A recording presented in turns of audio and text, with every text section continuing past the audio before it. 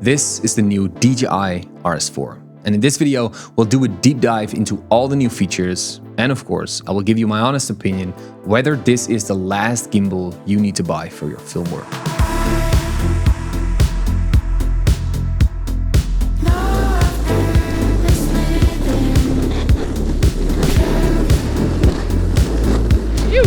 Sick!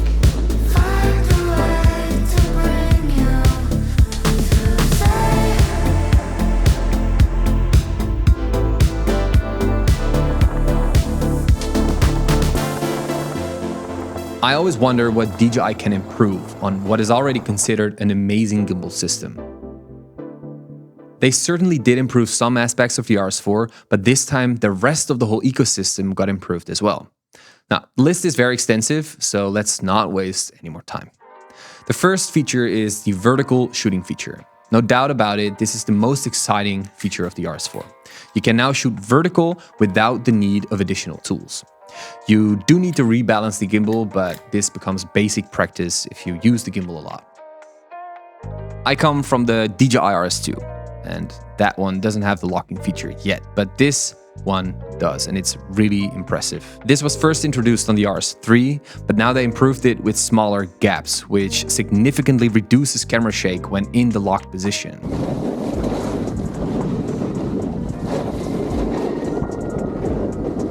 I really noticed this while using it on my snowboard and blazing down the mountain. It really felt secure and not wobbling around as much. All three axes now have Teflon coating. Apparently Teflon is more than for non-stick pans because it works surprisingly well.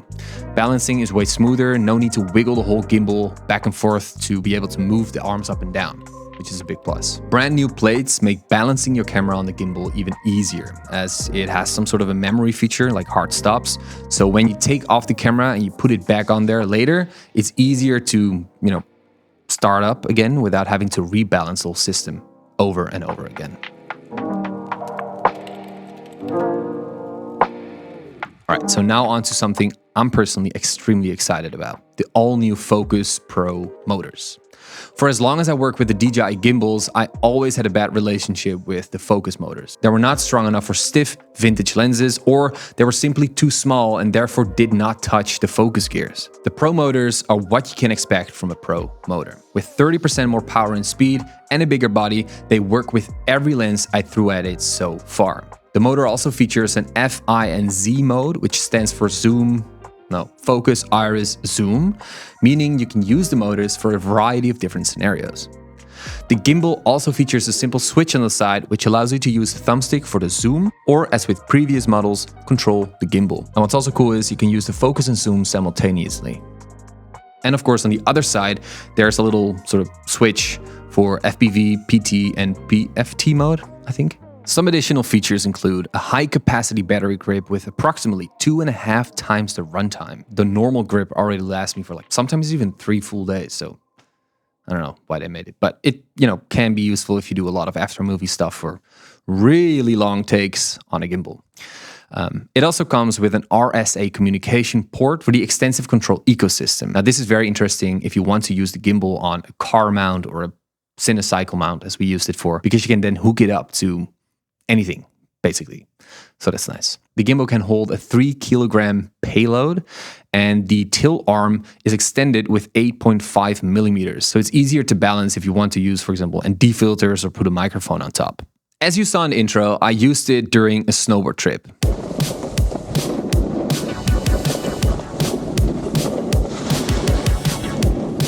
Now, this for me was the ultimate test because snowboarding and camera work usually don't really go hand in hand because it's quite difficult. But what struck me out the most is it is crazy smooth. I turned off all the stabilization features in the FX3, so no standard stabilization, nothing.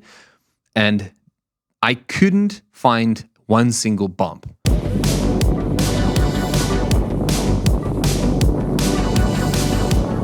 And maybe this is because of my stance, I had a lot of bounce, but still, the gimbal did a really good job on sort of canceling out all the other motion. So that was really cool. Then later on, we also used it on a cinecycle. What's it called? Like a spring operated arm to keep the bounce in check. Some of these cables, like steel cables, to keep the jitters away. So it's a pretty like simple setup, but it's super efficient, and you can film some crazy stuff with it.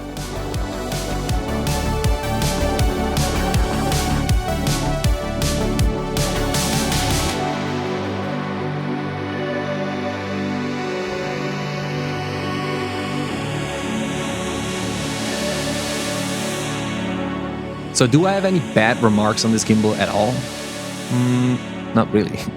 And the reason for that is not that I'm loyal to DJI or anything like that, but the gimbal has proven itself. It's been in use for so long, and ever since the Ronin came out, DJI had, so much feedback from the users that, they had so much time to improve on the product. And the product that is out right now, the RS4, is a lot different than my RS2, with a bunch of features that I didn't know I missed, but now I never want to turn back. The auto locking feature is a lifesaver. It's lighter. I feel like it's way more stable. So yeah, I don't have anything bad to say about this gimbal. It's a great upgrade if you are working with the RS2. Even if you work with the RS3, I think it's an update if you shoot a lot of vertical video. So yeah, I'd go and upgrade if you have one of the previous mentioned gimbals. But that's, of course, if it's in your budget. If not, stick with your RS2. In the end, it's a gimbal, and it does what it does. And that's what it's all about. It's just easier to use. And in my opinion, the easier something is to use and the easier and more fun it becomes to operate, the more fun I have with the things that I'm shooting. So, enough rambling. I hope it was helpful. If not, let me know. If you have any other questions, let me know. And don't forget to join the Filmmakers Community. The link will be down in the description below. It's €2 or €5, depending on which subscription you choose. But it's a cool place. It's a place for like-minded creators like you and me. And I'd love to see you there.